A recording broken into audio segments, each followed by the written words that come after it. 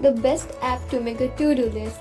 All of us might have exam in next few days or month, so you might require to complete your task in very less time.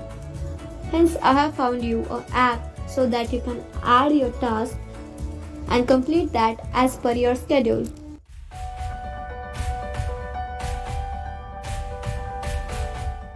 This is available for Windows in Microsoft Store and for Android in Play Store. So this app is Microsoft To-Do List app. Once you are done with your task, you can put a tick mark.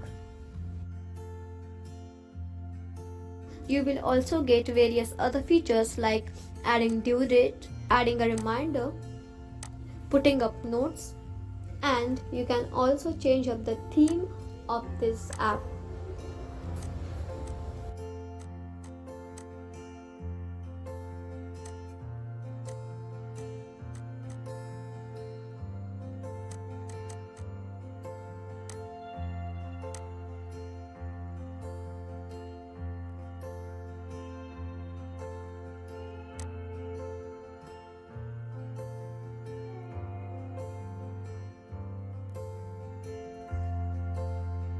I hope you found this video helpful and informative. If so, do hit the like button and subscribe the channel. Also share and comment.